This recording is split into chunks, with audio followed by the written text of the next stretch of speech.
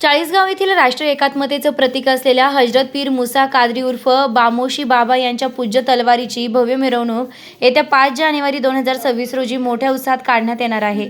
ही मिरवणूक सायंकाळी 6 वाजता सुरू होऊन रात्री साधारण 10 वाजेपर्यंत दर्ग्यापर्यंत पोहोचणार।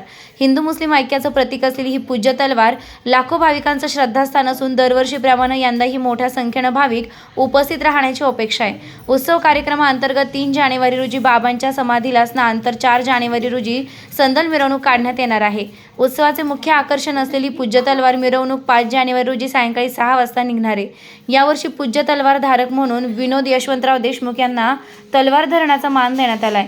तसेच पूज्य तलवार स्थान प्रमुख म्हणून भालचंद्र उर्फ राजूभाई देशमुख चाळीसगाव हे जबाबदारी पार पाडत आहे। या पवित्र सोहळ्यास उपस्थित राहून हिंदू मुस्लिम ऐक्याचा संदेश अधिक बळकट करावा असे आवाहन आयोजकांच्या वतीने करण्यात आले आहे।